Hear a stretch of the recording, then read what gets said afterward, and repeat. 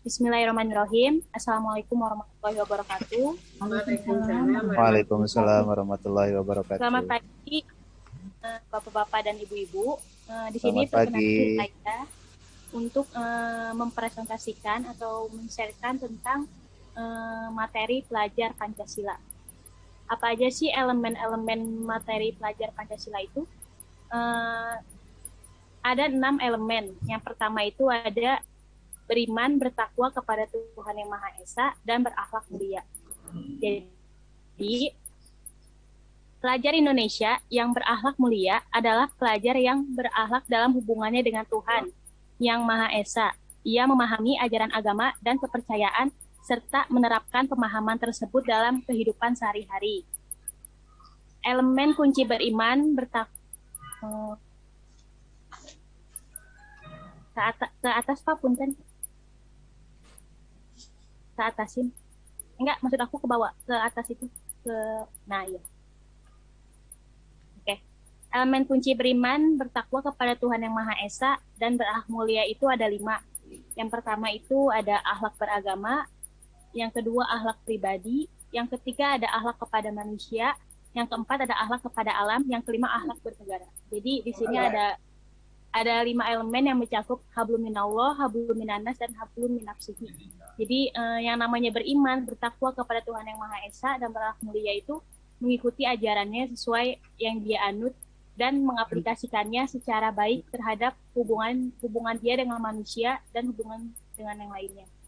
Yang kedua itu ada kebinekaan global. Apa sih yang dimaksud dengan kebinekaan global? Pelajar Indonesia yang mempertahankan budaya luhur, lokalitas, dan identitasnya, dan tetap berpikiran terbuka dalam berinteraksi dengan budaya lain, sehingga menumbuhkan rasa saling menghargai dan memungkinkan Hilang. hilang ya dan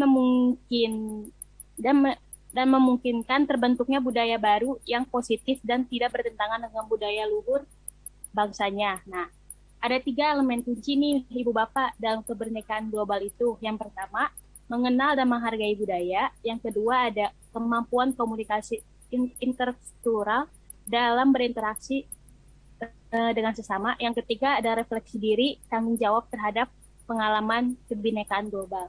Jadi dengan zaman sekarang nih yang banyak masuknya arus globalisasi, seharusnya bisa ditahan dan bisa kita lebih cari lagi ilmunya.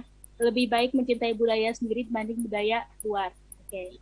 Tanpa kita menolak itu semua ya. Yang ketiga ini ada, boleh lanjut share screen, Pak, punten. Oh, yang ketiga ini ada elemen gotong royong, di mana pelajar Indonesia memiliki kemampuan gotong royong, yaitu kemampuan untuk melakukan kegiatan secara bersama-sama dengan sukarela agar kegiatan yang dikerjakan dapat berjalan lancar, mudah, dan ringan. Jadi nggak sendiri-sendiri Bapak Ibu, jadi nggak egois mementingkan diri sendiri, tapi kita harus bareng-bareng. Ya, ada 3 elemen kunci dalam gotong royong. Yang pertama ada kolaborasi, yang kedua ada kepedulian, yang ketiga ada berbagi. Insya Allah masih banyak anak-anak kita, murid-murid kita, bahkan kita bisa mencontohkan ke mereka bahwa berbagi itu baik, kepedulian itu baik, kolaborasi itu penting. Yang keempat ada elemen pelajar yang mandiri. Apa sih pelajar yang mandiri itu? Nah, pelajar Indonesia yang merupakan pelajar mandiri, yaitu pelajar yang bertanggung jawab atas proses dan hasil belajarnya. Ada 2 elemen kunci mandiri. Yang pertama ada kesadaran akan diri dan situasi yang dihadapi. Yang kedua ada regulasi diri. Jadi kita tahu nih, kita belajar tujuannya apa, tanggung jawabnya apa yang harus kita kerjakan. Setelah kita belajar, kita mau kemana. Jadi dia udah punya harapan ke depan, udah punya tujuan ke depan, dia mau jadi apa. Yang selanjutnya ini ada bernalar kritis. Apa sih bernalar kritis itu? Yaitu pelajar yang bernalar kritis yang mampu secara objektif memproses informasi baik kualitatif maupun kuantitatif, membangun keterkaitan antara berbagai informasi, menganalisis informasi, mengevaluasi, dan menyimpulkannya. Ada 4 kunci belajar kritis. Yang pertama itu memperoleh dan memproses informasi dan gagasan. Yang kedua ada menganalisis dan mengevaluasi penalaran. Yang ketiga ada merefleksi pemikiran dan proses berpikir. Yang kelima, mengambil keputusan. Jadi maksud di sini bernalar kritis yaitu dia tahu apa yang dia pikirkan dan apa yang dia omongkan itu sesuai dengan fakta yang ada dan data yang ada. Jadi tidak hanya omong kosong belaka gitu ya. Dan tidak termakan hoax karena di zaman sekarang ini banyak banget hoax-hoax yang bertebaran di internet yang kita mudah percaya padahal itu salah gitu ya. Yang keenam ada, boleh rada ke bawah Pak? Ya, ini yang terakhir yaitu elemen kreatif.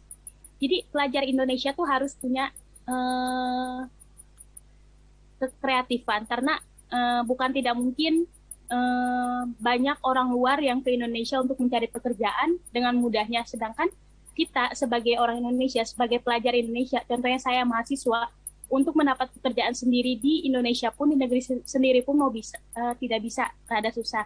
Jadi mau gak mau harus keluar nih kreativitas kita tuh apa gitu loh. Apalagi murid-murid kita yang entar nih baru lulus dengan kondisi pandemi kayak gini, sulitnya mencari kerja. Jadi mau gak mau harus punya daya kreatif. Nah, pelajar yang kreatif mampu memodifikasi dan menghasilkan sesuatu yang original. Apa original? Original bermakna, bermanfaat, dan berdampak. Jadi menghasilkan sesuatu produk atau sesuatu hal-hal yang mudah diterima oleh masyarakat gitu loh. Yang bermanfaat tentunya ya. Ada dua elemen kunci kreatif, yaitu yang pertama ada menghasilkan gagasan yang original, yang kedua menghasilkan karya dan tindakan yang original juga. Jadi kurang-kurangi seperti kita jangan ada budaya mencontek, budaya menjiplak, budaya mengcopy paste gitu. Kita boleh mencari referensi lain, tapi sebaiknya hindari untuk mencontek, menjiplak kayak gitu karena udah tertera undang-undang ITE-nya gitu. Mungkin ini sekian dari saya tentang profil pelajar Pancasila. 6 elemen itu yang harus kita tumbuhkan di dalam kita mengajar ke anak-anak. Oke, sekian Pak dari saya. Mungkin ada tambahan atau pertanyaan. Terima kasih. Assalamualaikum warahmatullahi wabarakatuh. Waalaikumsalam warahmatullahi wabarakatuh.